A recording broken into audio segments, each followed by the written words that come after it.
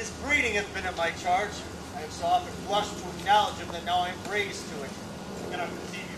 Sir, this young fellow's mother could. Whereupon she grew round, boomed, and had indeed, sir, a child for a cradle ere she had a husband for a bed. You smell a fault. And I'm finished the fault undone. But I have, sir, another son by order of law, who is no less dear in my account. Do you know this gentleman, Edmund? No, my lord. My lord of Kent. Remember him hereafter as my honorable friend. My services to your lordship. I must love you and soon to know you better. He hath been out 9 years, and shall away again. The king is coming.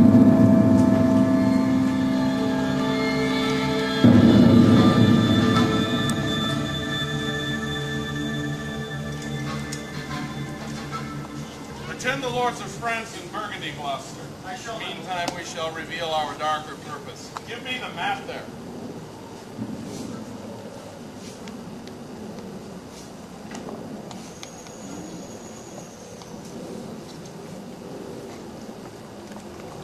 Know that we have divided in three our kingdom, and 'tis our fast intent to shake all cares and business from our age, conferring them on younger strengths, while we unburdened crawl toward death. Our son of Cornwall, and you our no less loving son of Albany, we have this hour a constant will to publish our daughters several dowers, that future strife may be prevented now. The princes, France and Burgundy, great rivals in our youngest daughter's love, long in our court have made their amorous sojourn, and here are to be answered. Tell me, my daughters, which of you shall we say doth love us most, that we our greatest bounty may extend where nature doth with merit shine? Goneril, our eldest born, speak first. Sir, I love you more than words can feel the matter. Dearer than eyesight, space, or liberty, beyond what can be valued, rich or rare. No less than life, with grace, health, beauty, honor. As much as child, ere loved, or father found. A love that makes breath cool and speech unable. Beyond all manner of, so much I love you. Of all these bounds, even from this line to this, we make thee lady. To thine and Albany's issues be this perpetual. What says our second daughter, our dearest Regan, wife of Cornwall? Speak. I am made of that self-metal as my sister, and prize me at her word. In my true heart I find she names my very deed of love, only she comes too short. I profess myself an enemy to all other joys, which the precious square of sense possesses, and find I am alone. So is it in your dear highness's love. To thee and thine hereditary ever remain this ample third of our fair kingdom, no less in space, validity, and pleasure than that conferred on God. Now, our joy. Although the last, not least, to whose young love the vines of France and milk of Burgundy strive to make best, what can you say to win a third more opulent than your sister? Speak. Nothing, my lord. Nothing? Nothing. Nothing will come of nothing. Speak again. Unhappy that I am, I cannot heave my heart into my mouth. I love your majesty according to my bond, nor more nor less. How now, Cordelia, mend thy speech a little, lest it may mar your fortune. With my lord, who hath begot me, bred me, loved me, I return those duties back as are right fit. Obey you, love you, and most honor you. Why have my sisters husband, if they say they love you all? Haply, when I shall wed, that lord whose hand must take my plight shall carry half my love with him, half my care and beauty.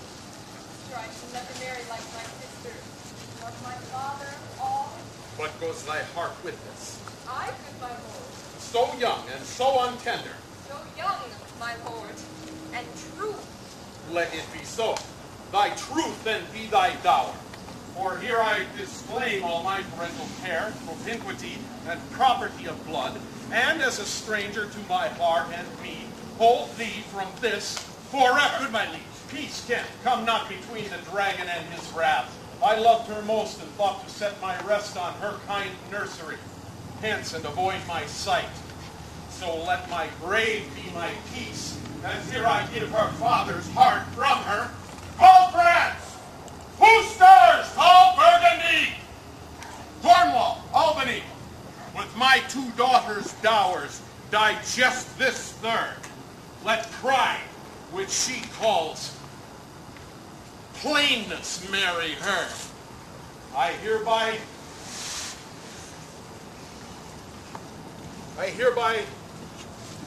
empower you jointly with my power, preeminence, and all the large effects that troop with majesty.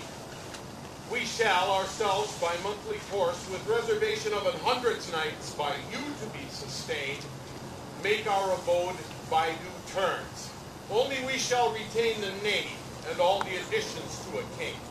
The sway, revenue, execution of the rest, dearest sons, be yours. Royal Lear, whom I have ever loved as my father, as my master fought. The bow is bent and drawn, make from the shaft. Let it fall, rather, though the fork invade the region of my heart. Be Kent unmannerly when Lear is mad. What wilt thou do, old man? Think'st thou that duty shall have dread to speak with power to flattery vows? Kent, on thy life, no more. My life I never held but as a pawn to wage against thine enemies, nor fear to lose it, thy safety being the motive. Out of my sight! See better, Lear, and let me still remain the true blank of thine eye. Now, by Apollo I swear. By Apollo, king! Thou swearst thy gods in vain! Oh, vassal! Miscreant! Kill the physician, and the feet bestow upon the foul disease. Revoke thy gift, or whilst I can vent clamor from my throat, I'll tell thee thou dost evil. Hear me, recreant. On thine allegiance, hear me.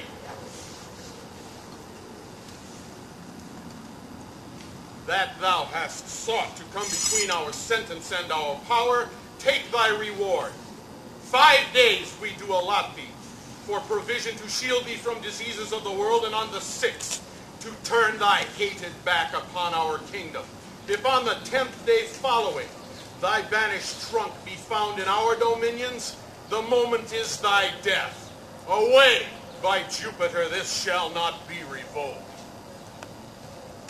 Fare thee well, king. That thus thou wilt appear, freedom lives hence, and banishment is here.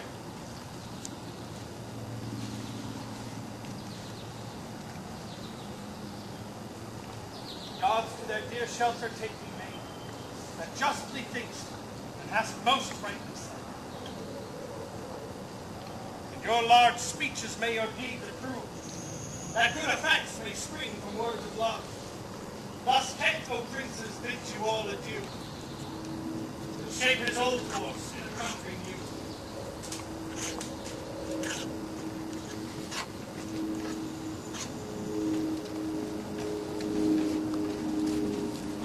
His branch of Burgundy, my noble lord. My lord of Burgundy, we first address towards you, who with this king hath rivaled for our daughter. What will you require in present dower with her, or cease your quest of love? Most royal majesty, I crave no more than what your highness offered, nor will you tender less. Right, noble Burgundy. When she was dear to us, we did hold her so, but now her price has fallen. There she stands, sir, she's there, and she is yours. I know no answer. Will you with those infirmities she owes save her, or leave her? Pardon me, O royal sir. Election makes not upon such conditions. Then leave her, sir. For by the power that made me, I tell you all her wealth. For you, great king, I would not from your love make such a stray to match you where I hate. This is most strange, that she whom even but now was your best doctor, should in the trice of time commit a thing so monstrous to dismantle so many folds of fib. Surely her offense must be of such unnatural degree that monstrous... I yet beseech your majesty that you make known it is no vicious plot, murder, or foulness, no unchaste action or dishonored step that have deprived me of your grace and favor, but even for want of that for which I am richer, a still soliciting eye, and such a tongue as I am glad I have not, though not to have it hath lost me in your liking. Better thou hadst not been born than not to have pleased me better. Is it but this, a tardiness in nature which often leaves history unspoke that it intends to do? Most royal sir, give but that portion which you yourself proposed. And here I take Cordelia by the hand, Duchess of Burgundy. Nothing. I am sworn, I am firm. I'm sorry, then, you have so lost a father that you must lose a husband. Be with Burgundy, that respects of fortune are his love. I shall not be his wife. Fairest Cordelia, thee and thy virtues here I seize upon. Thy dowerless daughter, king, thrown to my chance, is queen of us, of ours, and of our fair France. Thou hast her, France, let her be thine, for we have no such daughter, nor shall we ever see that face of hers again. Therefore be gone, without our love, our grace, our venison. Come, noble Burgundy. Bid farewell to us.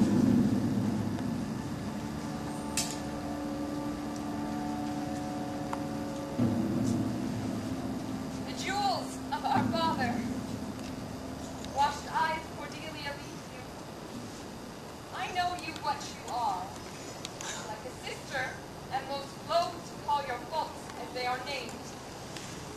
Love well our father. Yet, alas, stood I within his grace, I would prefer him to a better place. So farewell to you both. Prescribe not us our duties. Let your study be to content your lord, who hath received you at fortune's arms. You have obedience get, and well are worth the want that you can want. Time shall unfold with pleated cunning hide, who cover faults, at last shame them to rise. Well may you prosper. Come, my fair Cordelia.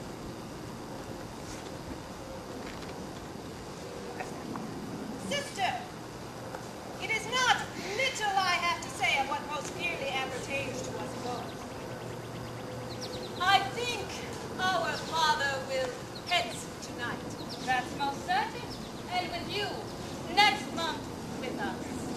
You see how full of changes his age is. He always loved our sister most, and with what poor judgment he hath now cast her off, appears to grossly. 'Tis the infirmity of his age, yet he hath ever but slenderly known himself. The best and soundest of his time has been but rash. Pray you, let us hit together. If our father carries authority with such disposition as he bears, this last surrender of his will but offend us. We shall further leave. We must do something, and in the heat.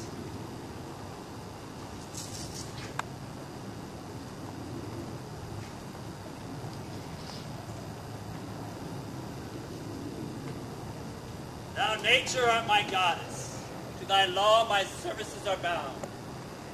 Wherefore should I stand in the plague of custom and permit the curiosity of nations to deprive me? For that I am some 12 or 14 moonshines lag of a brother? Why bastard? Wherefore base? When my dimensions are as well compact, my mind is generous, and my shape is true as honest Adam's issue. Why brand they us with base? Baseness. Bastard.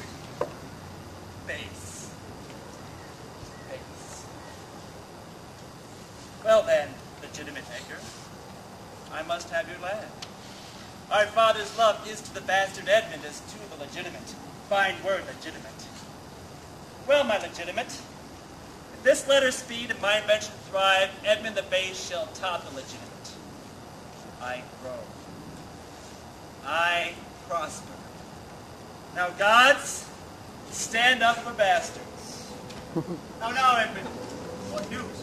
So please your lordship, none. Why so earnestly seek you to put up that letter? I know no news, my lord. What paper were you reading? Nothing, my lord. What needed than that terrible dispatch of it in your pocket? The quality of nothing hath done such need to hide itself. Let's see, come. If it be nothing, I shall not need spectacle. I beseech you, sir, pardon me. It is a letter from my brother that I have not all o'er-read it, for so much as I have, as I find it not fit for your o'erlooking. Give me the paper, sir. I quote from my brother's justification. He wrote this but as an essay, or taste of my virtue. If our father should but sleep till I wake him, you should enjoy half his revenue forever and live the beloved of your brother, Edgar. Conspiracy. Sleep till I waked him, you should enjoy half his revenue. My son, Edgar. When came this to you? Who brought it? It was not brought me, my lord. There is the cunning of it. I found it thrown into the casement of my closet. You know the character to be your brother's. It is his hand, my lord, but I hope his heart is not the contents. Never before sounded you in this business. Never, my lord. But I have heard him oft maintain it to be fit, that sons of perfect age and fathers decline, the father should be his ward to the son, and the son manage his revenue. His very opinion in the letter. Villain. Unnatural, detested villain. Go, Sirrah, seek him. I'll apprehend him. Where is he? I do not well know, my lord. He cannot be such a monster. Go, Edmund. Seek him out.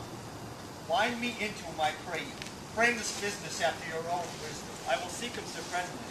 Convey the business as I shall find means, and acquaint you with all. Late eclipses of the sun and moon portend no good to us. Love cools, friendship falls off, the brothers divide. Cities discord, and countries treason, and palaces mutiny. Bond cracked with son and father. We have seen the best of our time. Find out this villain, Edmund. Shall lose thee nothing. Do it carefully. The noble and true-hearted can vanish. His offense, honesty, is strange.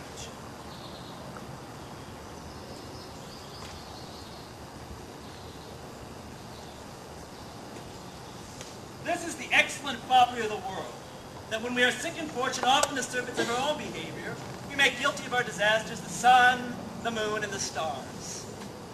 As if we were villains of necessity, fools by heavenly compulsion, drunkards, liars, and adulterers by an enforced obedience of planetary influence.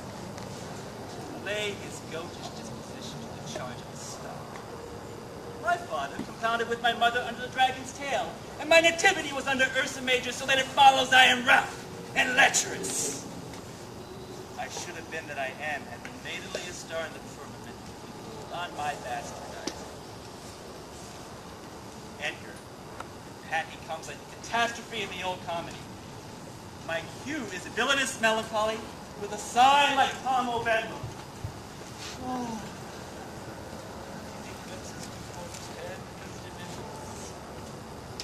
Now, Brother Edmund, what serious contemplation are you in? I am thinking, brother, of a prediction I read this other day, which should follow these eclipses. You busy yourself about that. I promise you, the effects he writes will succeed unhappily. When saw you my father last? The night gone by. Parted you in good terms. Found you no displeasure in him by word or by countenance. Not at all. Bethink yourself where you may have offended him, and at my entreaty forbear his presence till some little time hath qualified the heat of his displeasure, which at this instant so rageth in him that the mischief of your person scarcely allay. Some villain hath done me wrong. That's my fear. I pray you, retire with me to my lodging, for whence I will fitly bring you to hear my lord speak. Pray ye go. There's my key. You do stir abroad, no harm. Our Brother, I invite you to the best. I am no honest man if there be any good meaning towards you. I have told you what I have seen and heard. Pray you, away. Shall I hear from you? I do serve you in this business. Practices right easy. I see the difference. Let me, if not by birth, have lands by wit. All with me's meet, that I can fashion it.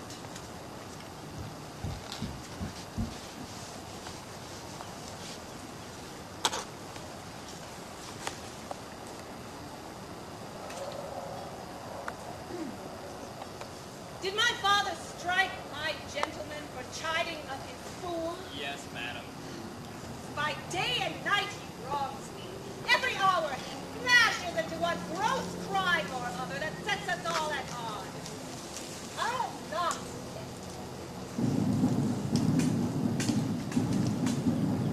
He's coming, madam. I hear him. Put on what weary negligence you please. You have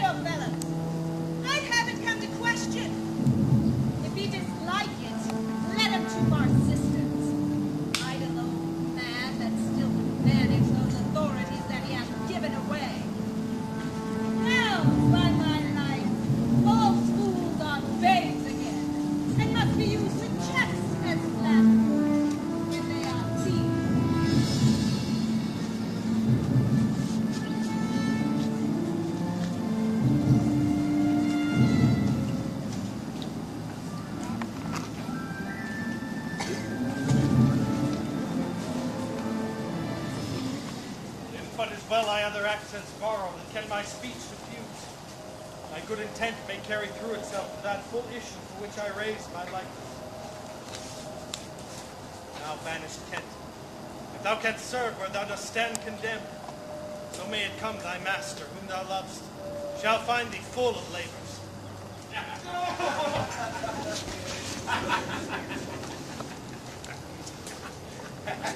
How now, what art thou? A man, sir. What dost thou profess? I do profess to be no less than I seem. What art thou? A very honest-hearted fellow, and as poor as the king. If thou art as poor for a subject as he is for a king, thou art poor enough. Do you know me, fellow? You have that in your countenance which I would fain call master. What's that? Authority. Follow me. If I like thee no worse after dinner, I will not part from thee. Dinner. Oh, dinner. Where is my knave, my fool? You, sir. Where is my daughter? So please you. What says the fellow there? Call the clock, fall back. Hey, where is my knave? Ho! I think the world's asleep. Where is that mongrel? He says, my lord, that your daughter's not well. Why came the slave not back when I did call him? Lord, he answered me in the roundest manner. He would not. Go. Tell my daughter I will speak with her. And call hither my fool. Oh, you, sir. Come you hither, sir. Who am I, sir? My lady's father. Lady's father. You horse and dog! You slave! I am none of these, my lord. I beseech your pardon. Do you bandy looks with me, you rascal? No! Oh, I'll not be struck, my lord. Nor tripped, neither. I thank thee. Thou servest me and I'll love thee. Come, sir, rise away. I'll teach the difference tonight. I thank thee. There's earnest of thy service. Let me hire him too. Here's my coxcomb. How now, my pretty knave? How dost thou? Sirrah, you would best take my coxcomb. Why, fool? Why, for taking one's part that's out of favor, why, this fellow's banished 2 on's daughters, and the third a blessing against his will. If thou follow him, thou must needs wear my coxcomb. Take heed, sir, of the whip. Truce, a dog must to kennel. He must be whipped out, sirrah. Teach me a speech. Do.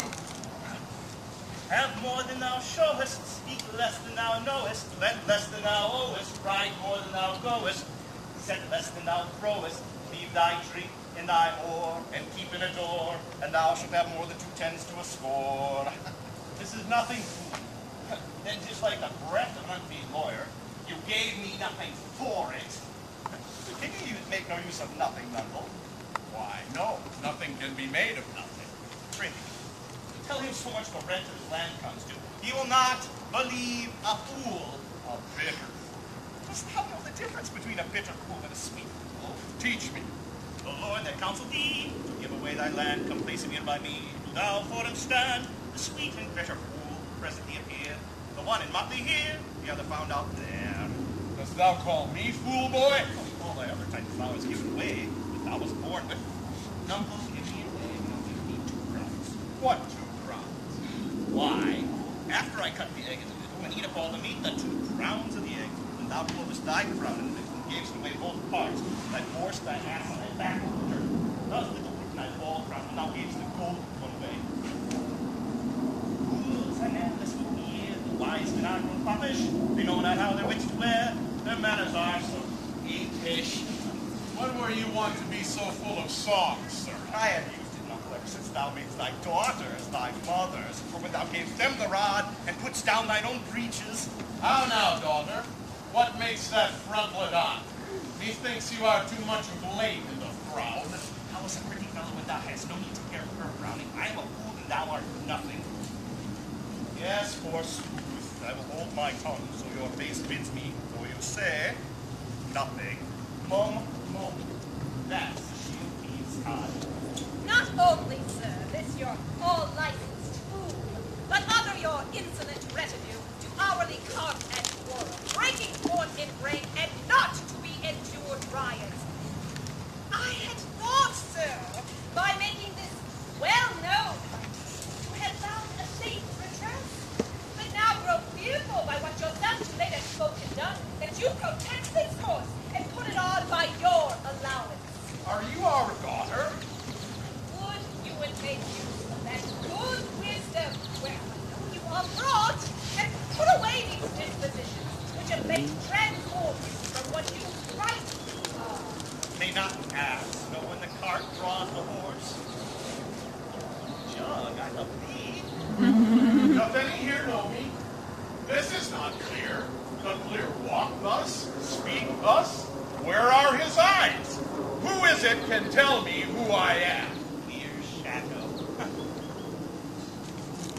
Thy name, Berg? This admiration, sir, is much of the savor of other your new friends. I do beseech you to understand my purposes aright. Here do you keep 100 knights and squires, men so disordered, so debauched and bold that this our court, infected with fair manners, shows like a riotous inn. Epicurism and lust make it more like a tavern or a brothel than a great palace. Shame itself does speak for instant remedy. Be there, desire a little to disquantity your trade, and the remainder that shall still be to be of such men as may resort your age, and know themselves and you. Darkness and devils. Saddle my horses. Call my train together.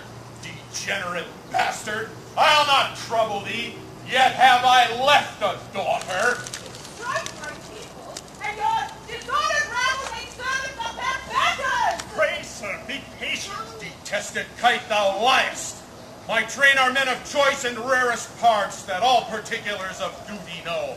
Oh, Lear, Lear, Lear, beat at that gate that let thy folly in and thy good judgment out. Go, go, my people. My lord, I am guiltless as I am ignorant of what hath moved you. That may be so, my lord. Here, nature, here. Suspend thy purpose if thou didst intend to make this creature fruitful. Into her womb convey sterility. Dry up in her the organs of increase, and from her derogate body ne'er spring a babe. Honor her. If she must teem, create her child of spleen, that it may live to be a thwart, his nature, torment to her. Let it stamp wrinkles in her brow of youth, with king's tears fret channels in her cheeks. Turn all her mother's pains and benefits to laughter and distaste, that she may feel how sharper than a serpent's tongue it is to have a thankless child. Away!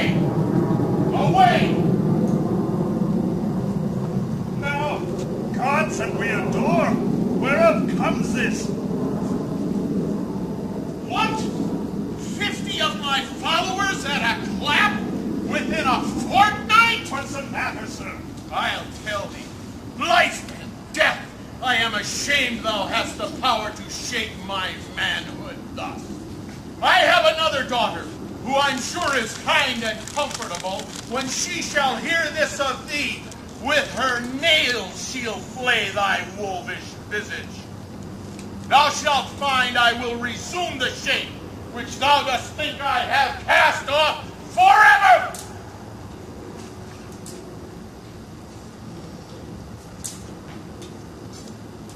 Mark that, my lord!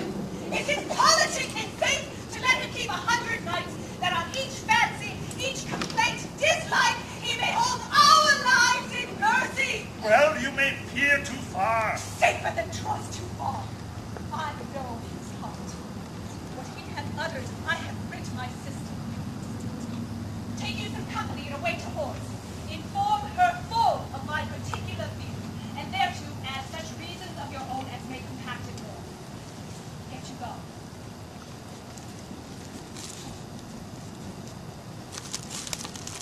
My lord, this milky gentleness and force of yours, though I condemn not, yet under pardon, you are much more attasked for want of wisdom than praised for harmful mildness. How far your eyes can pierce, I cannot tell. Striving to better oft, oft we mar what's well.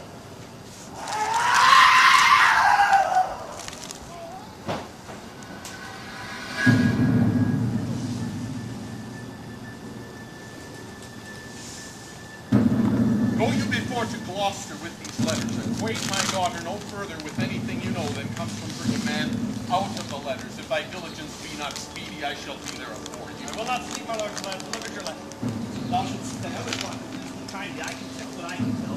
What canst tell, my boy? Thou canst tell like how one nose stands in the middle of one's face. No. No, why to keep one's eyes on either side's nose. That when a man can't smile, he may spy you. I did her wrong. Are my horses ready? Let me not be mad. Not mad, sweet heaven, I will lose my temper. Please let me not be mad. Are the horses ready? Brother, a word.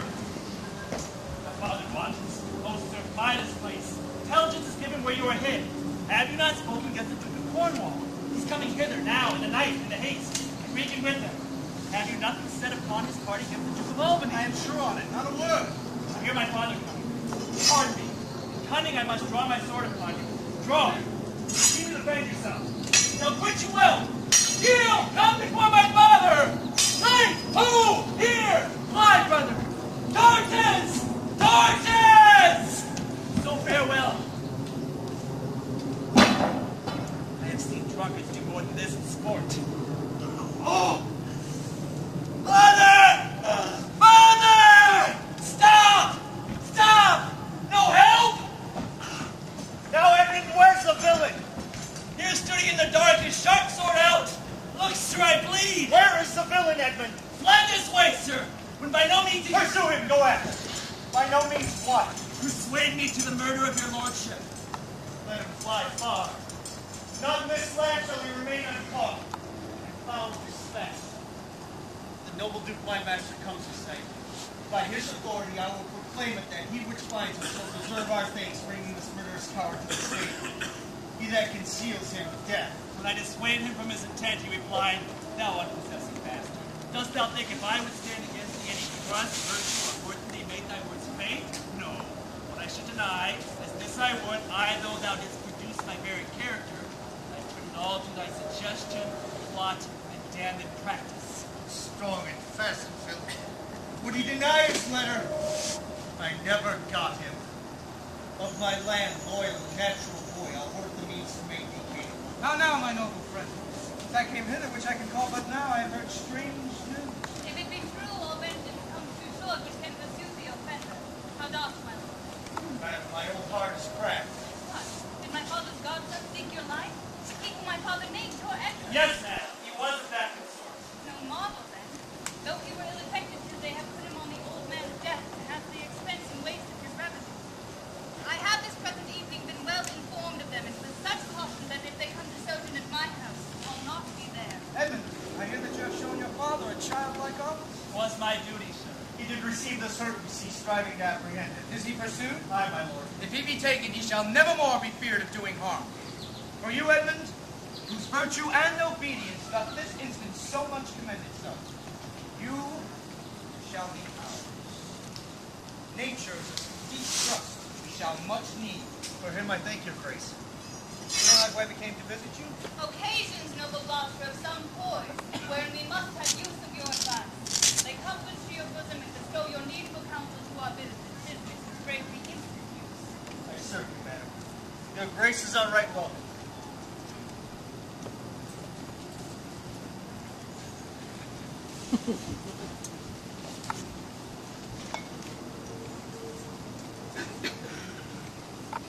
Good dawning to thee, friend. Out of this house. Aye. Where may we set our horses? In the mire.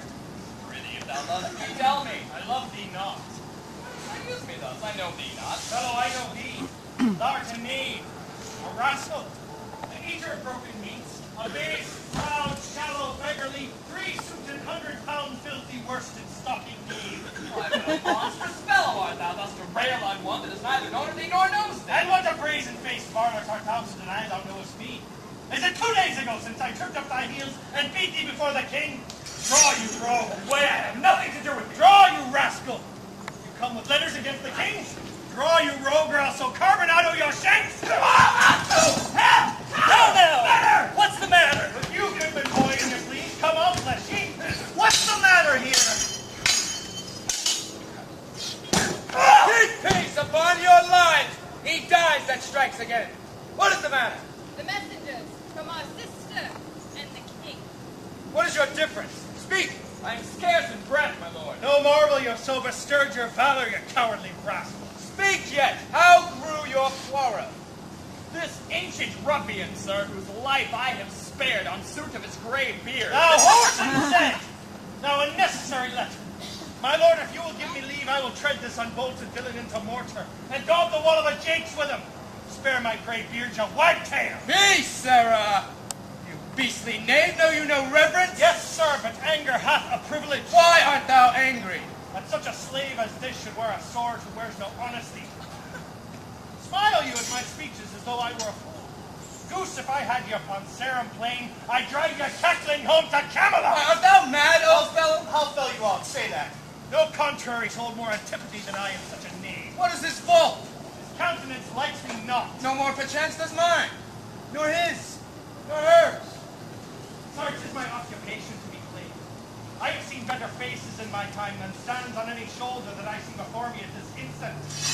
This is some fellow who, having been praised for bluntness, doth affect a saucy roughness.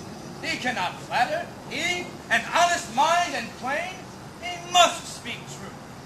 What was the offense you gave him? I never gave him any.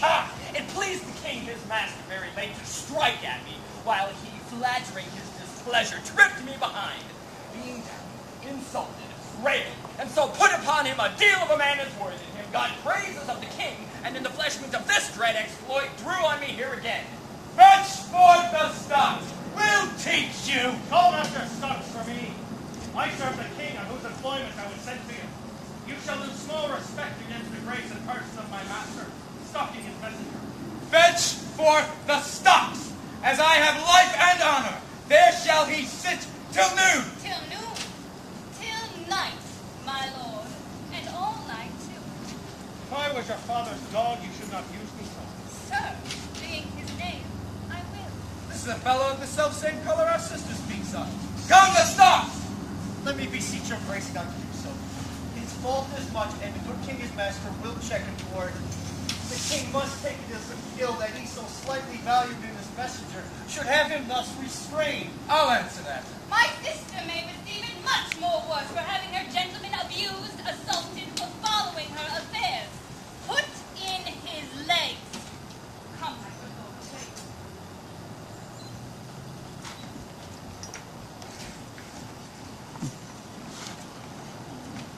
I'm sorry, pretty friend. 'Tis a duke's pleasure. I'll entreat to thee. Pray do not, sir. I have watched and traveled hard. Sometime I shall sleep out, rest. I'll whistle. Good man's fortune may grow out at heels to me good morrow. Duke's to blame in this. 'Twill be ill taken. Take vantage, heavy eyes, not to behold this shameful blood. Fortune, good night. Smile once more. Turn thy wheel.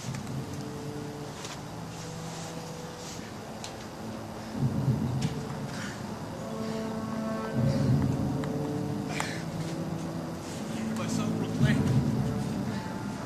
By the happy hollow of the tree. Escape the hut. The Lord is free. Place the guard in most unusual vigilance and let it attend my kingdom. Must I escape? I'll reserve myself to take the basest, most poorest shape that ever penury and contented man brought me into beast. Face I'll grind with film, blanket my loins, help all my hair in knots. The country gives me proof and precedent of bedlam beggars. Poor Turley God, poor Tom. There's something yet. Edgar, I nothing yet.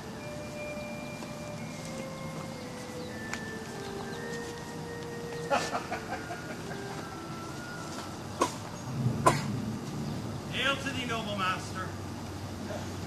Makes thou this shame thy pastime? No, my lord.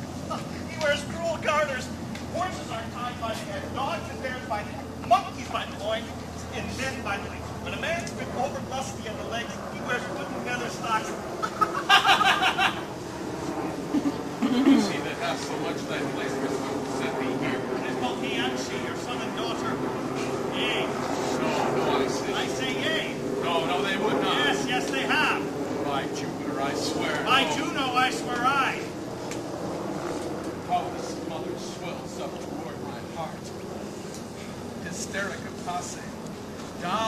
rising sorrow down thy elements below. Where is this daughter? No chance the king comes with so small a train. Now had it been set in stocks for that question, now it well deserved it. Why? Well said, me to school to an end, to teach English no laboring in the winter. All that follow their noses are led by their eyes, but blind men, and there's not a nose among 20 but can smell him that's stinking. Let go thy hold when a great wheel runs down a hill. Lest it break thy neck following the butt. The great one that goes upward, let him draw the apple. Where learned you this fool? Not in the stocks, fool. Deny to speak with me. They are sick. They are weary. They have traveled half the night. Mere fetches. Fetch me a better answer. Dear my lord, you know the fiery quality of the Duke. How unremovable and fixed he is in his own course. Vengeance, plague, death, confusion. Fiery? What quality? Why, Gloucester. Gloucester. I'd speak with the Duke of Cornwall and his wife. Well, my lord, I have informed them so. Inform them. Dost thou understand me, man? Aye, my good The lord. king would speak with Cornwall. The dear father would with his daughter speak. Command her service. Now! Presently! I would have all well betwixt you. Be hard, rising hard. Cried to it though, as the cock did when she put eels in the pasty life. She knocked him over the cock's home with the stick and cried, "Down, Martin, down!" Good morrow to you both. Hail to your grace. I'm glad to see your highness. Regan, I think you are. I know what reason I have to think so. Thou shouldst not be glad I would divorce me from thy mother's tomb sepulchering and adulteress. Oh, are you free? Some other time. Beloved Regan, my sister is lost. Oh, Regan, she hath eyes sharp, unkind like a vulture here. I can scarce imagine. I know not how to tell you, how to trade the quality. Oh, Regan. I pray you, sir, take patience. I have hope you little less know how to value her than she to scant her beauty. Say, how is that? I cannot think my sister in the least would fail her obligation. My curses on her! Oh, sir, you are old. You should be ruled and led by some discretion which better descends your state than you yourself. Therefore, I pray that to us as for you do make with her. Say you have wronged her, sir. Ask her forgiveness? Do you but mark how this becomes a house? Dearest daughter, I confess that I am old. Age is unnecessary. On my knees I beg that you'll vouchsafe me raiment, bed, food. Good sir, no more. These are unsightly tricks. Return you to my sister. Never, Regan. She hath abated me of half my train, looked black upon me, struck me with her heart, with her tongue most serpent-like upon the very heart. All the stored vengeances of heaven fall on her ingrateful top. Strike her young bones with lameness. Fie, sir, fie. Infect her beauty, you fen-sucked fogs, drawn by the powerful sun, to fall and blast her pride. Oh, the blessed God, so will you wish on me when the rash mood is on. Oh, Regan, thou shalt never have my curse. 'Tis not in thee to grudge my pleasures, cut off my train, ban me hasty words, scant my sizes, and in conclusion to oppose the bolt against my coming. Good sir, to the purpose. Put my man in the stocks. What noise that? I know, my sister. Tis a cruiser letter that you soon be here. Is your lady come? Why, this is a slave whose easy borrowed ride dwells in the fickle grace of her he follows. Out, varlet, from my sight. What means your grace? Who stalked my servant? Read. I have good hope that thou didst not know on it. Who comes here now? Oh, heaven. I'm not shamed to look upon this beard. Oh, Reed, wilt thou take her by the hand? Why not by the hand, sir? How have I offended? How came my man in the stocks? I sent him there, sir, but his own disorders deserved much less advancement. You, did you? I pray you, father, being weak seems so. Since to the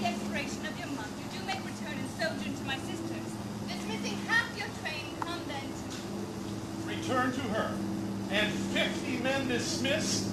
No, rather, I abjure all roofs, and choose to wage enmity against the air, to be comrade with the wolf and owl. Return with her? Why, rather persuade me to be slave and succor to this detested brood. At your choice, sir. Prithee, daughter, do not make me mad.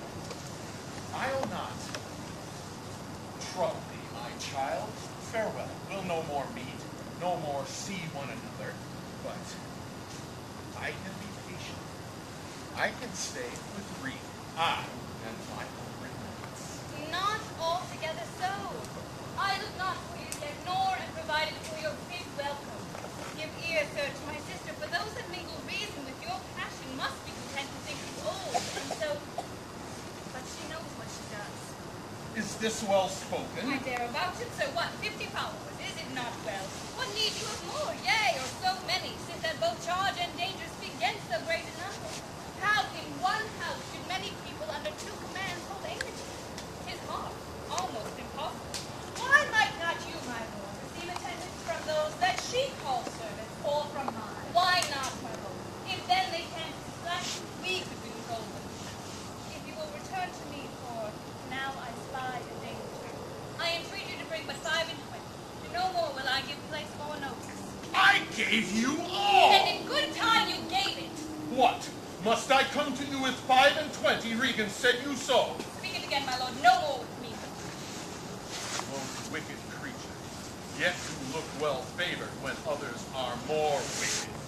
I'll go with thee. Thy 50 doth yet double 5 and 20, and thou art twice her lot. Hear me, my lord. What need you 5 and 20? 10 or 5 to follow in a house where twice so many have a command to tend you? What need one? Oh! Reason not the need! Our basest beggars are in the poorest things superfluous. Allow not nature more than nature needs. Why, man's life is as cheap as beasts. Give me that patience I need. You see me, you gods, a poor old man as full of grief as they, wretched in both? No, you unnatural hags! I shall have such revenges on you both that all the world... I shall do such things as... What they are yet I know not, but they shall be the terrors of the earth. You think I'll weep? I'll not weep. I have full claws of weeping, but this heart will break into 100,000 flaws, or ere I'll weep. Oh, fool, I shall go mad. Come, let us withdraw. This house is little. The old man and his people cannot be well bestowed. 'Tis his own place, and put himself a rest, and must he taste his folly. For his particular, I'll receive him gladly, but not one follower. So am I purpose. Where's my Lord of Gloucester? Followed the old man forth. He has returned. The king is in high rage. Whither is he going? Calls the horse, but will I know not whither. 'Tis best to give him way. He leads himself. My lord, entreat him by no means to stay. The night comes on. The bleak winds do sorely ruffle. For many miles about there's scarce a bush. All such willful men, the injuries that they themselves procure must be their schoolmaster. Shut up your doors. He's attended with a desperate trade, and what they may incense him to, being afterward used to fear. Wisdom bids fear. Shut up your doors, my lord. 'Tis a wild night. My Regan counsels well. Come, out of the storm!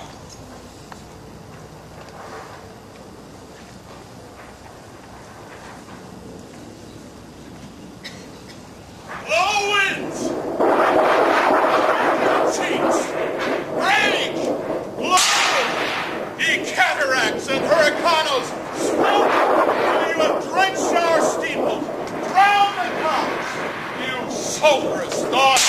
Heating fires! Singe my white hat! And now the shaking thunder! Smite blood the thick rotundity of the world! Track nature's molds! All Germans spill at once My star fools, rumble thy bellyful, spit fire, spout rain, nor rain, wind. elements with unkindness. I never gave you kingdom, called you children.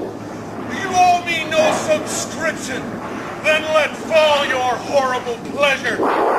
See me here, your slave, a poor, weak, infirm, wretched, despisable, two pernicious daughters, join thy high-engendered battles against the head, so old and white as this. I will be the pattern of all patience.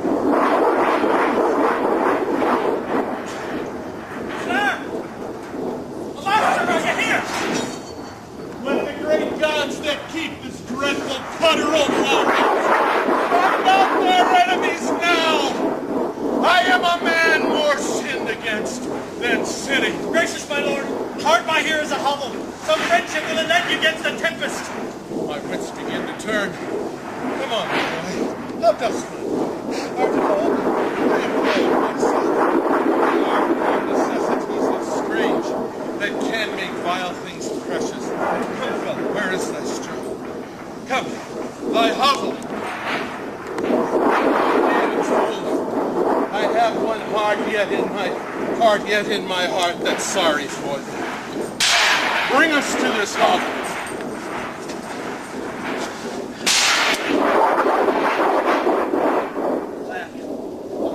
I like not this unnatural feeling. When I desired their leave that I might pity him, they took from me the use of mine own house. Charged me on pain of their perpetual displeasure neither to speak of him, entreat for him, nor any way sustain him. Most savage and unnatural. Don't you say you nothing. There's a division betwixt the dukes. And worse matter than that. I have received a letter this night. 'Tis dangerous to be spoken. I have locked the letter in my closet. These injuries the king now bears will be revenged home. There's part of a power already footed. We must be violent to the king. Go you and maintain talk with the duke, that my charity be not of him perceived. If he asks for me, I am ill and gone to bed. If I die for it, this is no less threaten me. The noble king, my master, must be revenged. There's some strange thing toward it. I pray you, be careful.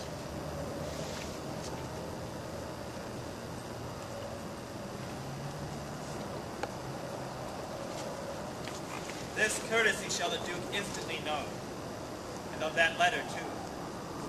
It seems a fair deserving, and must draw me that which my father loses, no less than all. The younger rises when the old doth fall.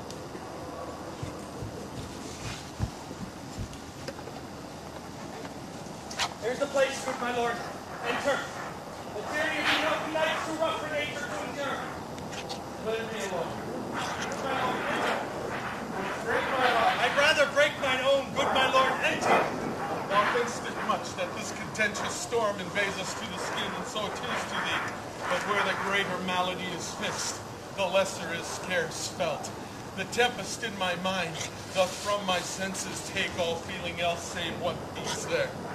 Pour on! I will endure in such a night as this. O Regan, Goneril, thy kind old father whose frank heart gave all. But that way madness lies. I must shun that, no more of that. Good my lord, enter here. Seek thine own ease. This tempest will not give me leave to ponder on things would hurt me more. But I'll in boy, go first. Oh, how wretched homelessness. Nay, get thee in. In.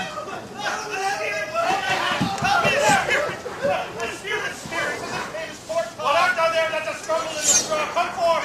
Away!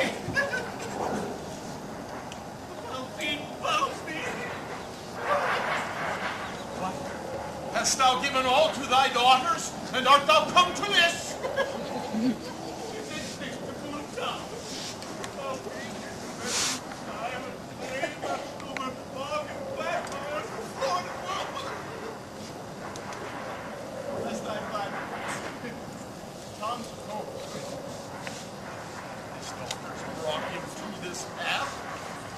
Wouldst thou save nothing? Wouldst thou give them all? Hey, he reserved a blanket, else we've all been shamed. All the pendulous perils that in the pendulous air enhance fated Urmann's faults, light on thy daughter. He hath no daughter, sir. Death, traitor! Nothing but his daughters could have subdued nature to this lowliness. Pillicock sat on Pillicock Hill. Allow! This cold night will turn us all to madmen and fools. Obey thy parents, and keep thy word justly, swear not, to commit not man sworn spouse, set not thy sweetheart on proud array. Comes cold. Is man no more than this? Consider him well. Thou owest the worm no silk, the beast no hide, the sheep no wool, the cat no perfume. His friends are sophisticated. Thou art the thing itself. Unaccommodated man is none more but such a poor, bare, forked animal as thou art. Off! Off, you lendings! Come, unbutton here! Prithee, nuncle, be content. 'Tis an autumn night to swim in. Look, here comes a walking fire. This is the foul fiend, Liberty Gibbet. He begins at curfew, walks to the first cock, and he makes the word of the pin, and he squinties the eyes. He makes the hair, and then mildew's right wheat, and hurts the poor creature of the river. What's up? Swimming frog, and eating the toad. Warm new terrible water. Used to welcome. Peace, no peace! What hath your grace no better company? Darkness is a gentleman. Come, go in with me. My duty cannot suffer to obey all your daughters' hard commands. Though their injunction be to bar my doors and let this tyrannous night take hold of you. Yet have I ventured to come seek you all, bring where both fire and food is ready. First I will have a word with this philosopher. What is the cause of thunder? Good my lord, take his offer. Go into the house. I will speak a word with this philosopher. What is your step? How to prevent the fiend and kill vermin. Let me ask one word of you in private. Importune him to go once more, my lord. His wits begin to unsettle. Says the king grows mad. I tell you, Fred, I am almost mad myself. I have a son now outlawed for my blood. Salt my life. But lately, very lately, I loved him, Fred. No father or son dearer. I do beseech your grace. Oh, cry your mercy, sir. Good philosopher, your company. Go in, fellow, in. Into the hovel. Keep warm. Come, let's in all. This way, my lord.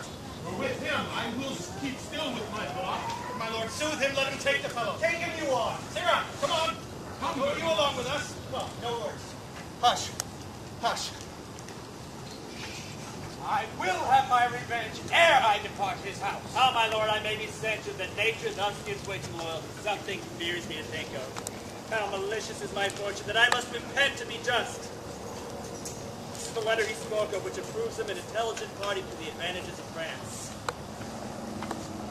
Go with me to the Duchess. The matter of this paper be certain you have mighty business in hand. Prove our fault that hath made thee Earl of Gloucester. Seek out where thy father is, that he may be ready for our apprehension. Here is better than the open air.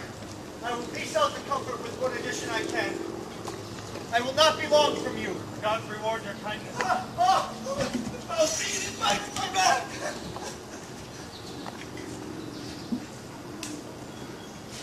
It shall be done. I shall arraign them straight. Sit here, thou learned justice of us. Sit here. No, you sheep-foxes. Raised hands and glares. How do you, sir?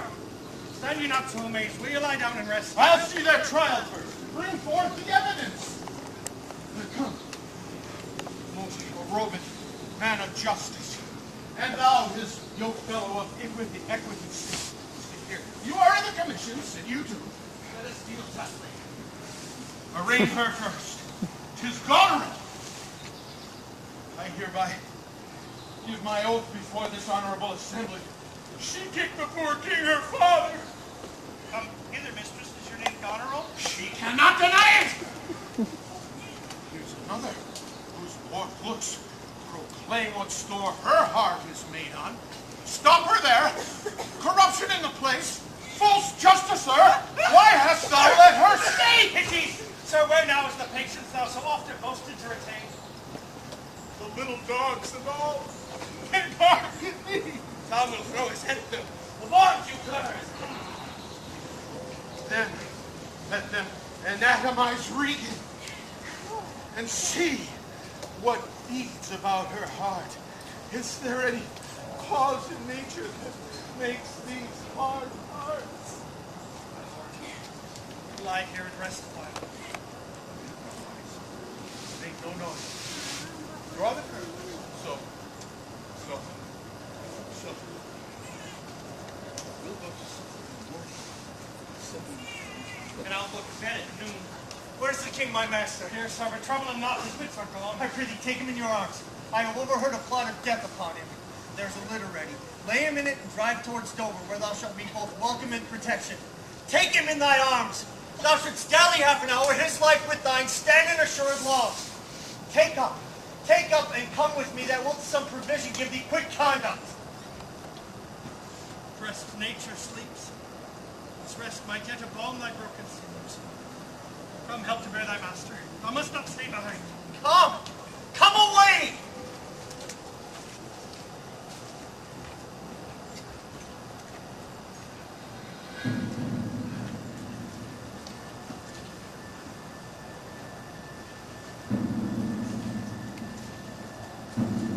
Alone suffers. Suffers most in the mind. And free things and happy shows behind. Not a light and horrible my pains. That which makes me bad makes the king bow. Childly while I follow. Out the way. Mark the high noises in thyself bewray. May have more tonight safe sleep the king. Post speedily to my lord your husband. Show him this letter. The army of France is landing. Seek out the villain Gloucester. And instantly pluck out his eye. Leave him to my displeasure. Edmund, keep you our sister company. The revenges we are bound to take upon your traitorous father are not fit for your behold. How now, where's the king? My lord of Gloucester has conveyed him hence. Some other of the lord's dependents are gone with him towards Dover, where they boast to have well-armed friends. Get horses for your mistress. Farewell, sweet lord. Sister? And Edmund, sister. farewell.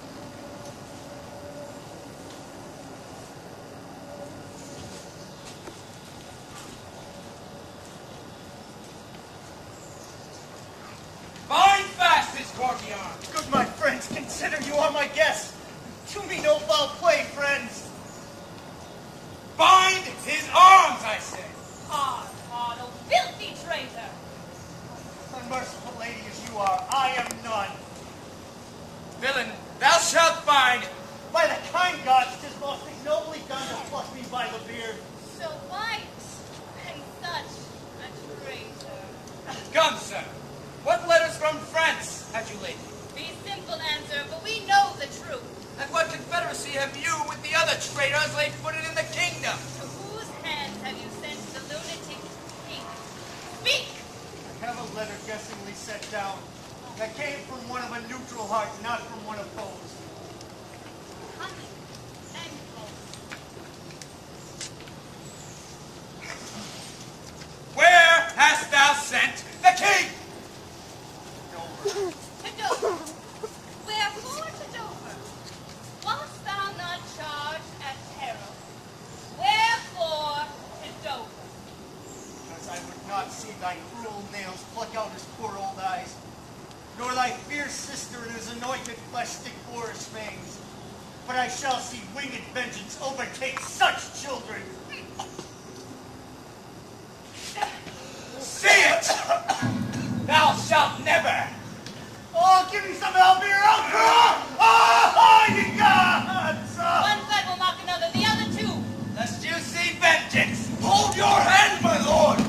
I served you ever since I was a child, but better service have I never done than now to bid you hold. How now, you dog? My villain! Give me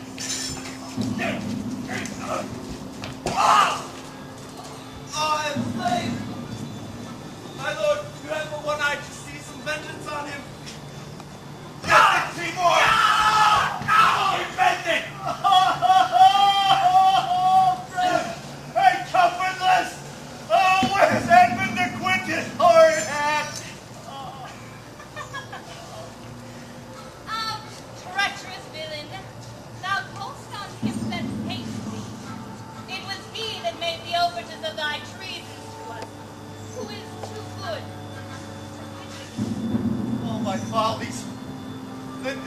was abused. Kind gods, forgive me that and prosper him. Go, thrust him out of gate. Let him smell his way to Dover.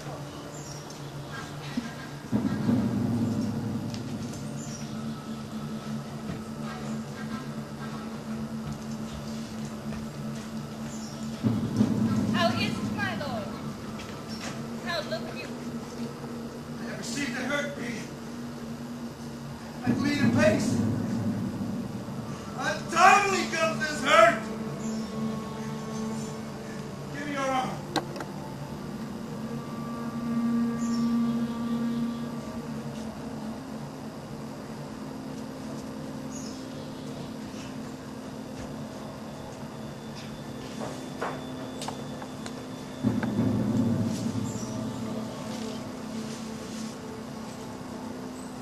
Comes here. Father. Mine? My good lord, your tended these many years. Get thee away. Thy comforts can do me no good at all. Thee they may hurt. You cannot see your way. I have no way and therefore want no eyes.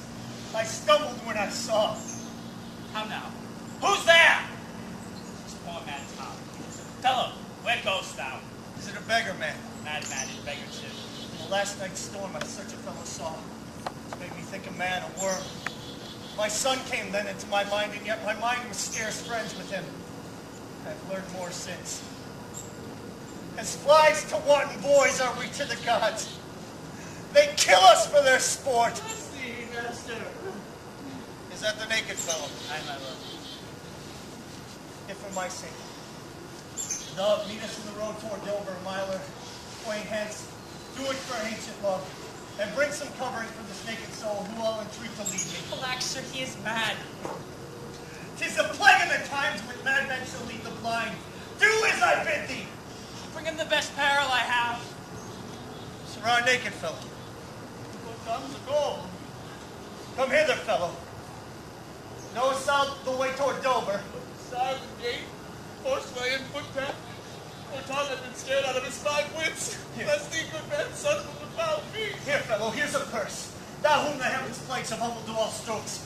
There is a cliff, whose high and bending head looks fearfully in the confined deep. Bring me but to the brim of it, and I'll repair thy misery with something rich about me. From that place, I shall no leading need. Be your arm. For Tom should leave thee.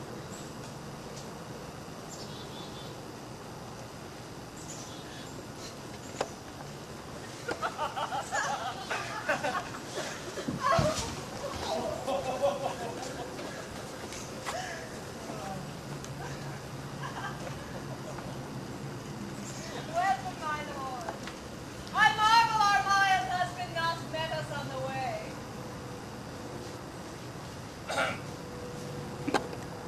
Now, where's your master? Madam within, but never man so changed. I told him of the army that was landed. He smiled at it. I told him you were coming. He said the worst.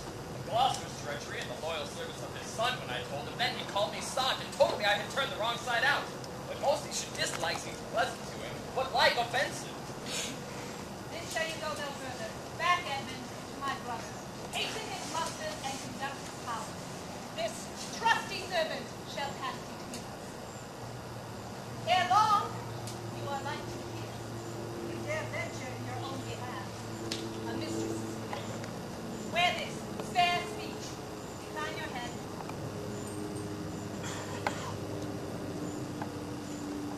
This kiss, if it durst speak, would stretch thy spirits up into the air, receive and fare thee well. Yours in the ranks of death.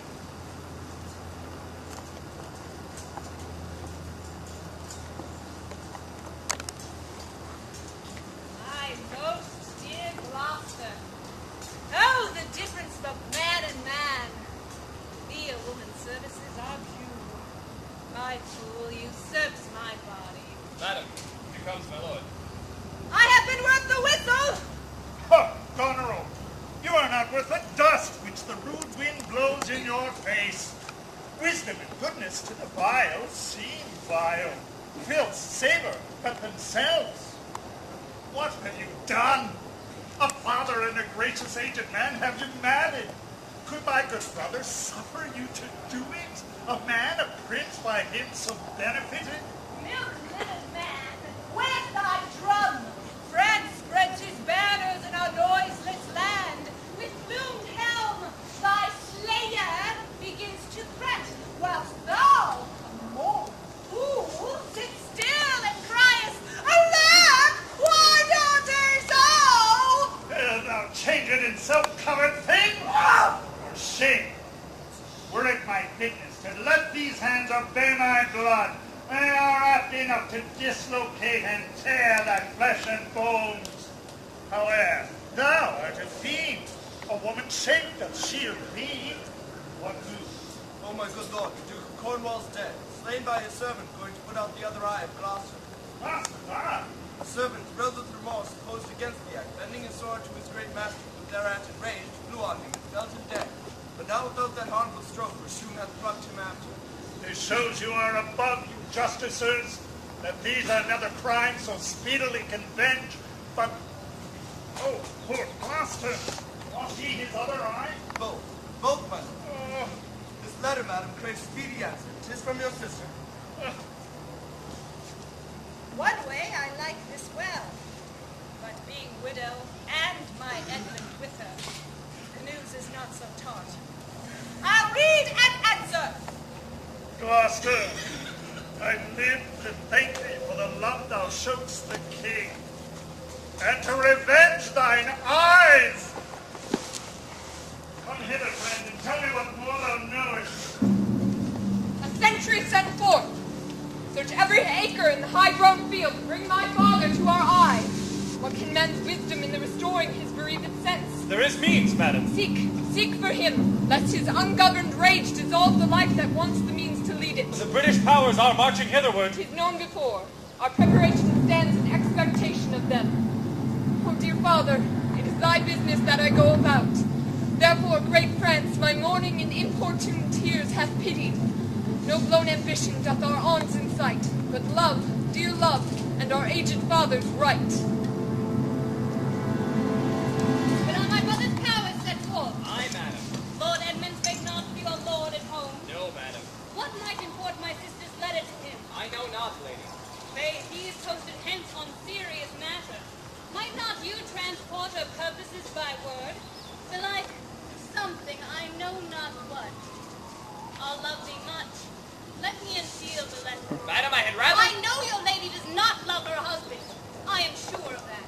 And at her late being here, she gave an amorous look to noble Edmund. I know you are of her bosom. Aye, madam. I speak in understanding. Yeah, I know it. My lord is dead. Edmund and I have talked, and more convenient is he for my hand than for your lady's. So fare you well. Great ignorance Gloucester's eyes being out to let him live. Where he arrives, he moves all hearts against us. If you do chance upon that blind traitor, prefer that falls on him that cuts him off. Would I could meet him, madam. I should show what party I do follow. Very well. When shall we come to the top of that same hill? Climb up it now. Look how we labor. Methinks the ground is even. Oh, it's horrible steep. Hark, hark. Do you hear the sea? No, truly. The other senses growing perfect by our eyes' anguish. Methinks thy voice is altered. Thou speaks in better phrase and manner than thou didst. You're much deceived. Another hand change. Methinks you're better spoken. Come on, sir. Here's the place. Stand still. How fearful and dizzy 'tis. Set me where you stand. In your hand. Stop. We're now within a foot of the extreme verge. Here, friends, another person. Here the jewel well with the poor man's taking. Go thou further off and let me hear thee going. Fare you well, good sir. Why I do thus trifle with his despair is done to cure it.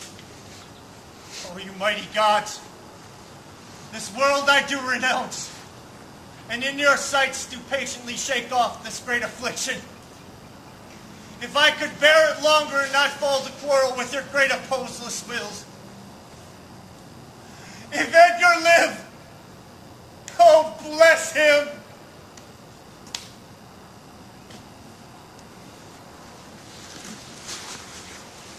You've never any thought by this? fast. Glad we're dead. I hear you, sir. Speak. What are you, sir? Away and let me die! Have it aught but gossamer, feathers, hair, so many fathom down precipitating that it shivered like an egg, but now does we. Thy life's a miracle, speak again. What have I fallen or no? The dread summit of this chalky board, who would look up? Alack, I have no eyes. Wretchedness deprived that benefit to end itself with death. 'Twas yet some comfort when misery could beguile the tyrant's rage and frustrate his proud will. Your arm. Feel you your legs. You stand. Upon the crown of that cliff, what was that thing which parted? The poor unfortunate beggar. I stood here below, we thought it was some being. He had eyes like 2 full moons. He had 1,000 noses. Therefore think thou, happy father, that the greatest gods have preserved thee. That you remember now. Henceforth our bare affliction till it do cry out itself, enough, enough, and die. The thing you speak of, I took it for a man. Be free and patient thoughts. Who comes here? No, they cannot touch me for coining. I am the king himself. Sight, piercing sight. Nature is above art in that respect.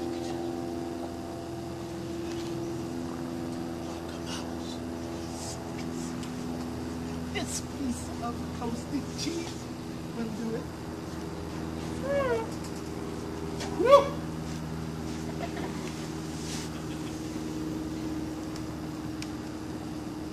Get the word. Pass. I know that voice. Goneril! With a white beard! They flattered me like a fool. Told me I had white hairs in my beard, ere the black ones were there. To say I know too was no good divinity. When the rain came to wet me, and the wind to make me chatter, when the thunder would not peace at my bidding, there I found it. There I smelt them out, gold tool.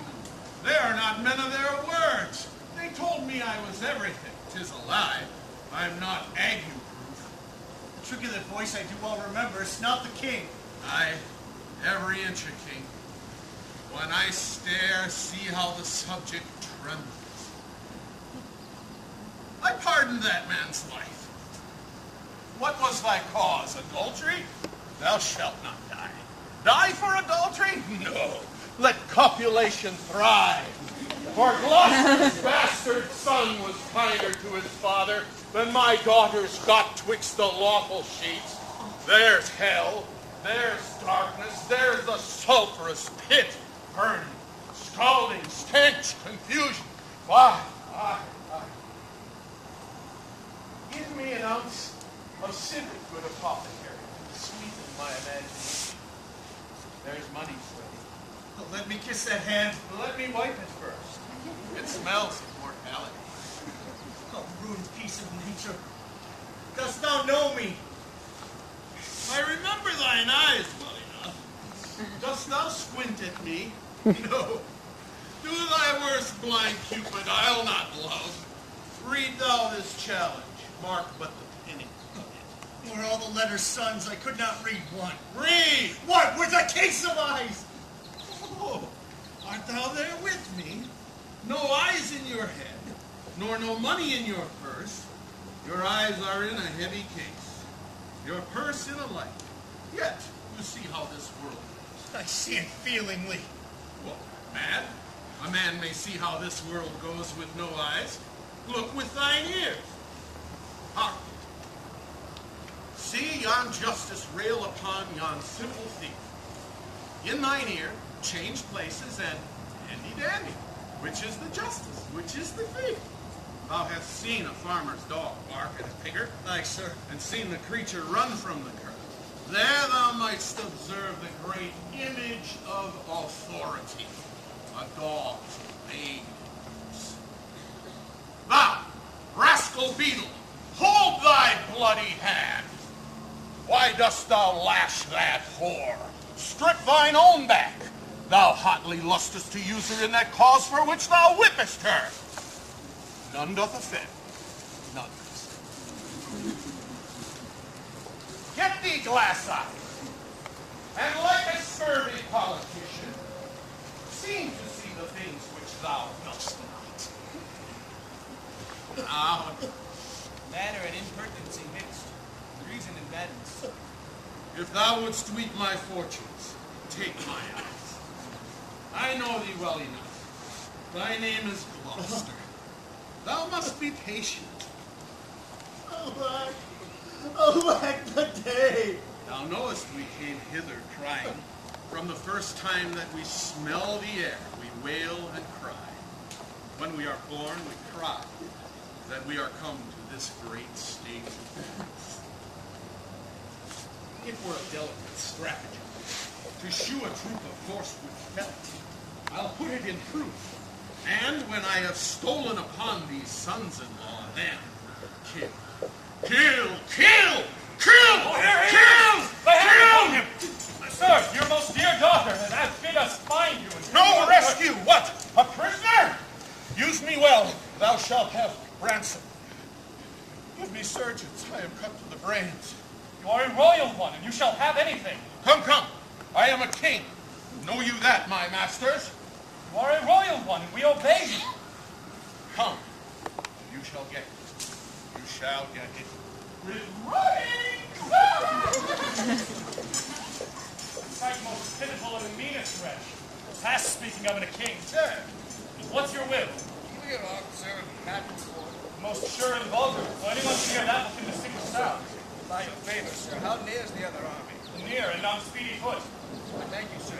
Though that the queen on special cause is here, her army has moved on. Will you kind gods take my breath from me? Let not my worser spirit tempt me again to die before you choose. Well, pray you, father. What are you, sir? Poor man. Maintain the fortune blows. By the art of known and feeling sorrows, made pregnant with pity. Come, I'll lead thee to some binding.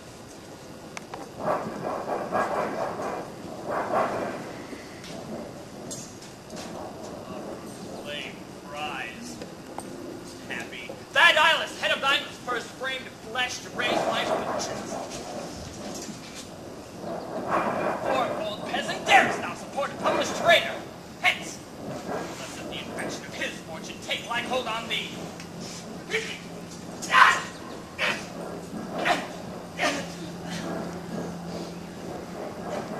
Give the letters thou find'st about me to Edmund, Earl of Gloucester.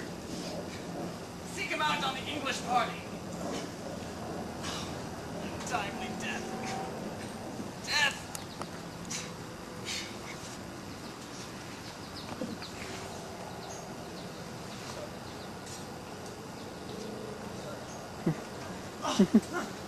Sir! What? Is he dead? Sit you down, father. He is dead.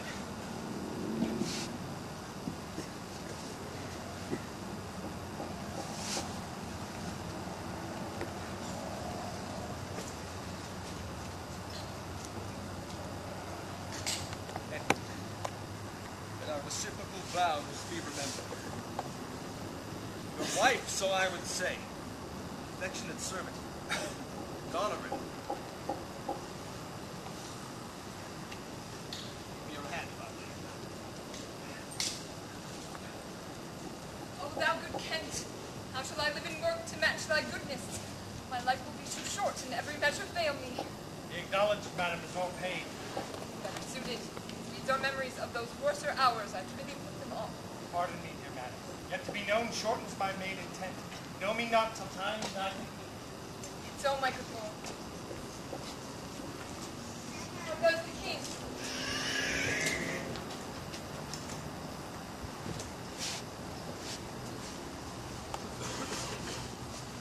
Oh, my dear father, restoration, hang thy medicine on my lips, and let me speak. Repair those violent harms that my two sisters have in thy reverence made. Is this a face to be opposed against the warring winds? Stand against the deep, red open thunder? Alack, alack. Wonder that thy life in which at once cannot conclude it all.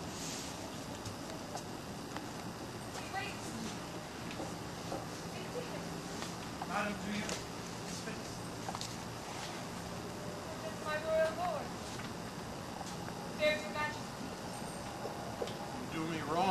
take me out of the grave.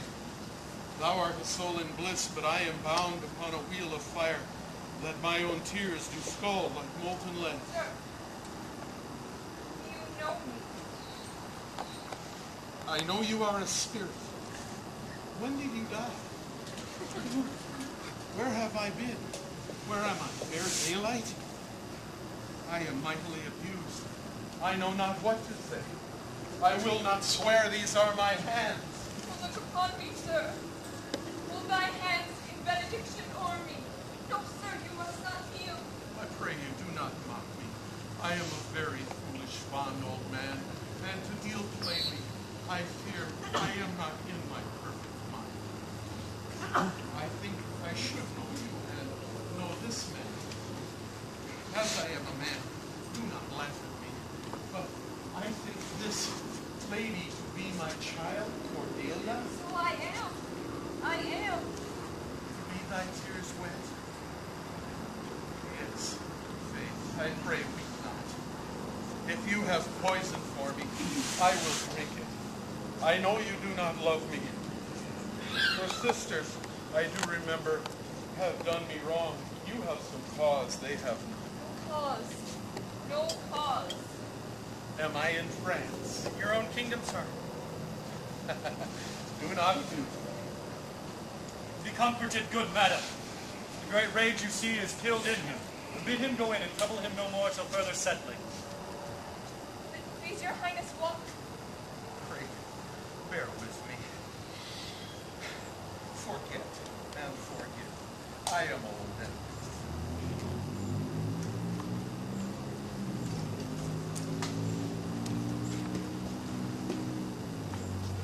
Holds it true, sir, that the Duke of Cornwall was so slain? Oh, certain, sir. Who was conductor of his people, then? As it said, the bastard son of Gloucester. They say Edgar, his banished son, is with the Earl of Kent in Germany. Port is changeable. It's time to look about. Powers of the kingdom approach apace. The arbitrament is likely to be bloody. Very well, sir. The appointed period will be thoroughly wrought. Or well or ill as this day's battles.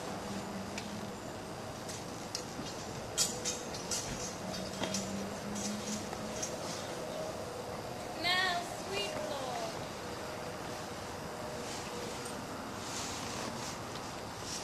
you know the goodness I intend upon you. Tell me but truly, but then speak the truth. Do you not love my sister? In honor, love. But have you never found my brother's way to that full-fended place? Oh, by mine honor, madam. I never shall endear her. Dear my lord, be not familiar with her. Hear me not. I'd rather lose the battle than that sister should loosen him and me. Sir, this I hear. The king has come to his daughter with others whom the rigor of our state forced to cry out. Why is this reason? Combined together against the enemy. For these domestic and particular broils are not the question here. Let's then determine the war on our proceedings. Sister, you'll go with us. No. Oh, it's most convenient. I pray you go with us. I will go.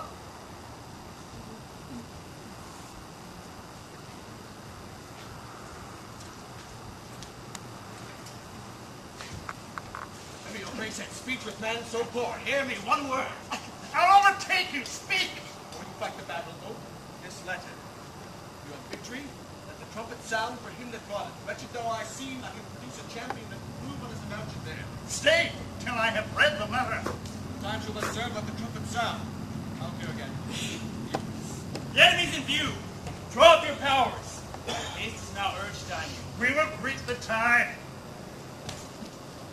To both these sisters have I sworn my love. Each jealous of the other as the stung are the adder. Which of them shall I take? Both, one, or neither? Neither can be enjoyed if both remain alive. To take the widow exasperates, makes matters Sister Goneril, and hardly shall I carry out my side, her husband being alive. Now then, we use his countenance for the battle, which being done, let her who would be rid of him devise a speedy taking off. My state stands on me to defend, not to debate.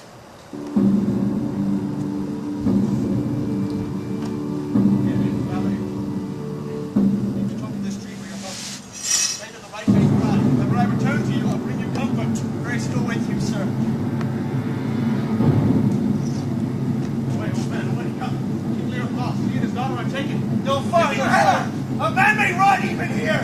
Neil thumbs again. This is all coming. We are not the first who with that meaning having heard the worst. For thee, oppressive king, am I cast down. Shall we not see these daughters and these sisters? No. No.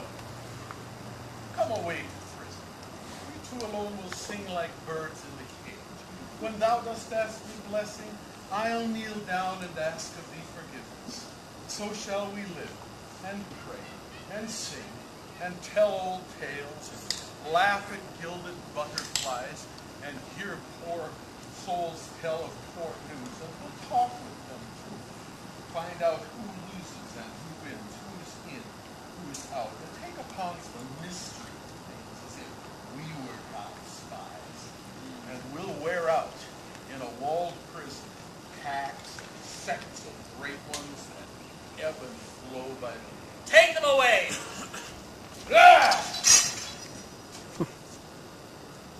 Upon such sacrifices, my Cordelia, the gods themselves throw incense. He that parts us shall bring a brand from heaven and fire us hence like boxes. Wipe my eyes.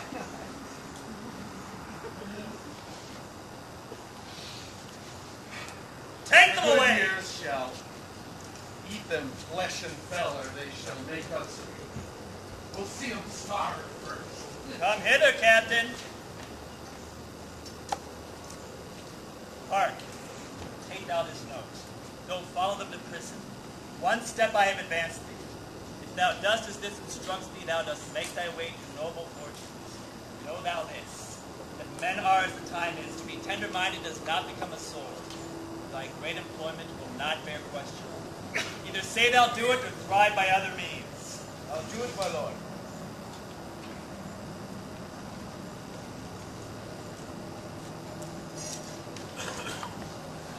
Sir, you have shown today your valiant strength, and fortune led you well. You have the captives that were the opposites of this day's strife. We do require them of you. Sir, I thought it fit to send the old and miserable king some retention and appointed guard. His age has charms in it, whose title more. To pluck the common bosom on his side and turn our impressed glances in our eyes which do command them. With him I sent the queen. My reason all the same, that they are ready tomorrow or in further space to appear where you shall hold your session. This time we sweat and bleed. The friend hath lost his friend.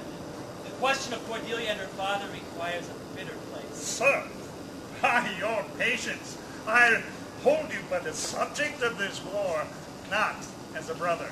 That's as we list to grace him.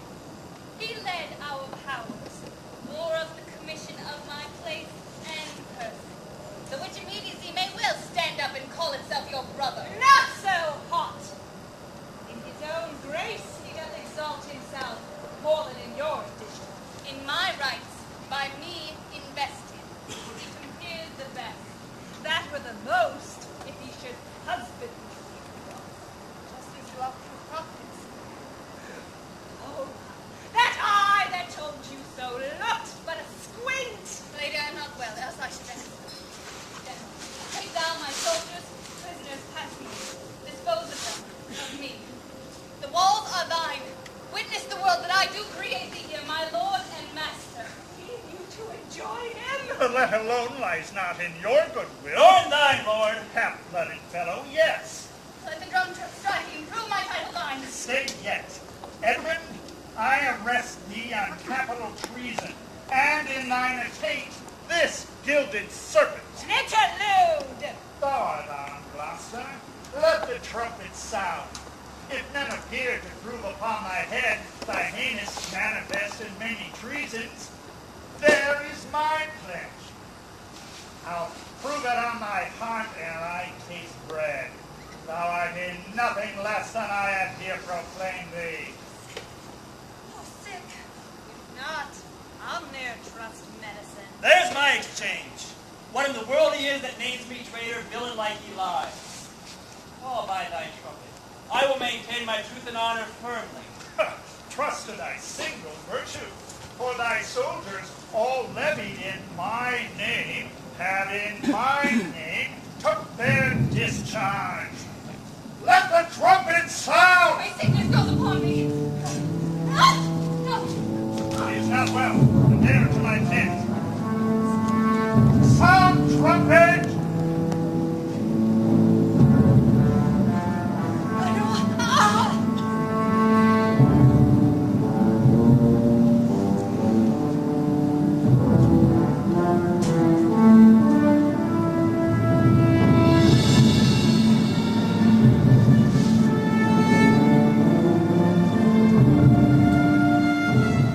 What's he who speaks for Edmund, Earl of Gloucester? Himself, what sayest thou to him? Draw thy sword. If my speech offend a noble heart, thy arm may do thee justice. Thou art a traitor, false to thy gods, thy brother, and thy father. Back do I toss these treasons to thy head, where they shall rest forever.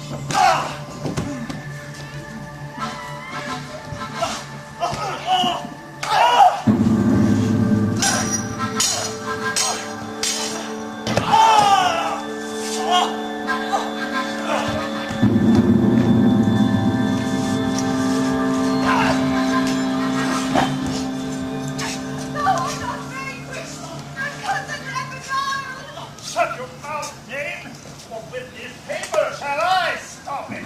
Hold, sir, thou worse than any name. Read thine own evil. No tearing, lady. I perceive you know it. See if I do. The laws are mine, not thine. Who can arraign me for it? Thou knowest this paper. Ask me not what I know.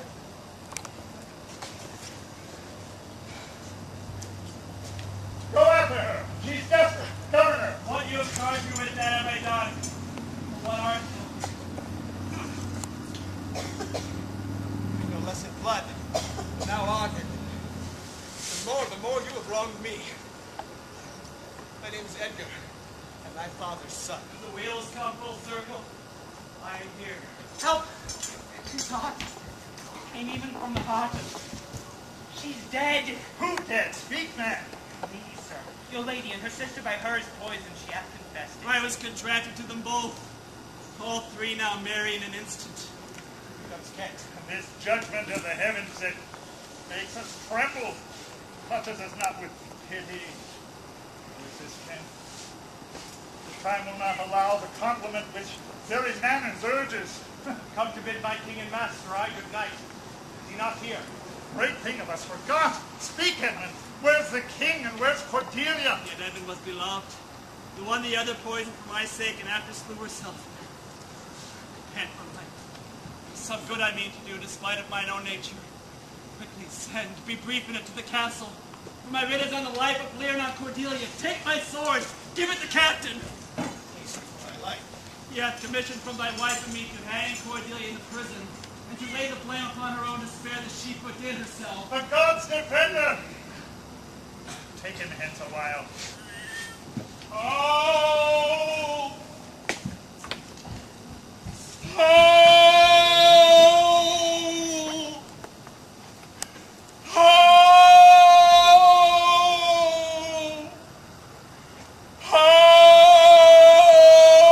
Oh! Oh, you are men of stone. Had I your tongues and eyes, I'd use them so that heaven's vault should crack. She's gone forever. I know when one is dead, And when one lives, she's dead as earth.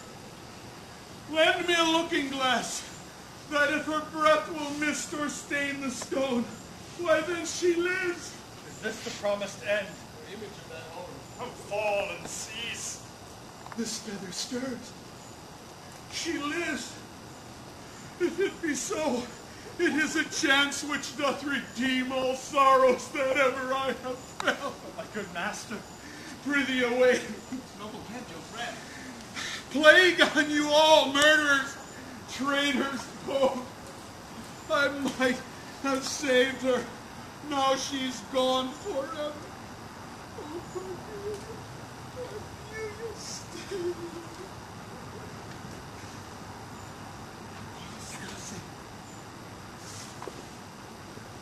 Your voice was ever soft, gentle and low, an excellent thing in woman. I killed the slave that was a hanging thee, did I not? Oh, I have seen the day.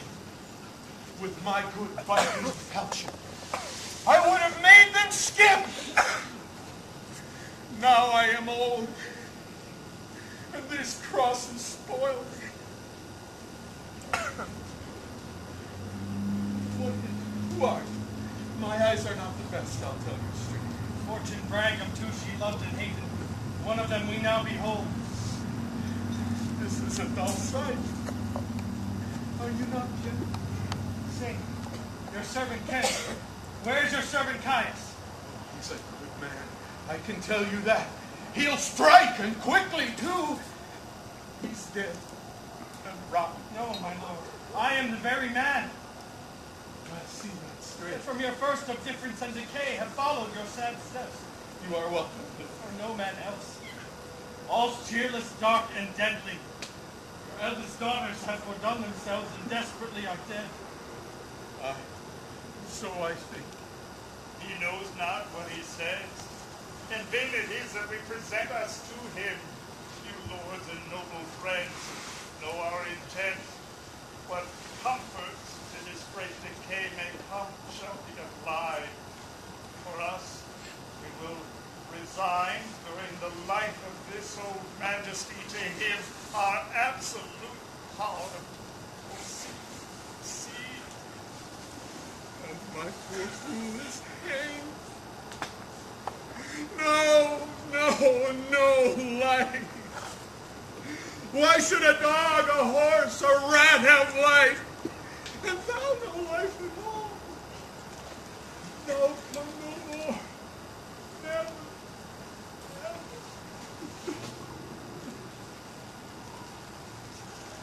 Pray you, unbutton me. Thank you, sir.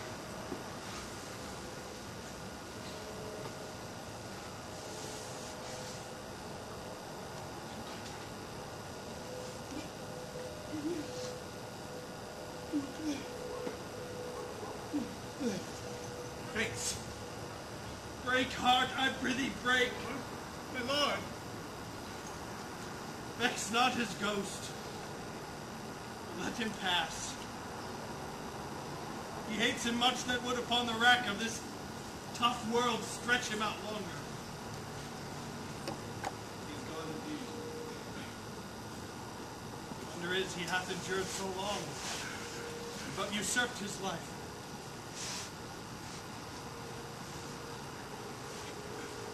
I have a journey, sir, shortly to go.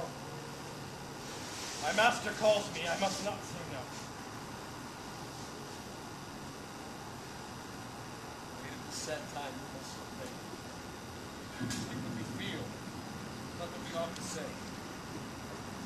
Folks have borne much, that our young have never seen so much nor lived so long.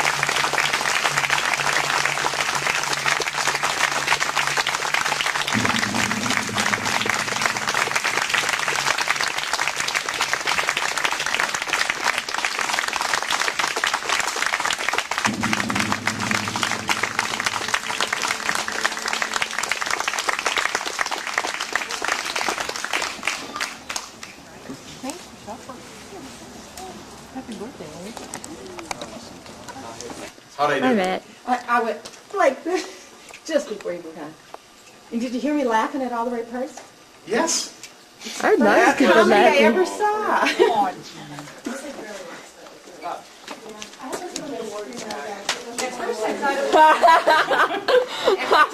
I found you.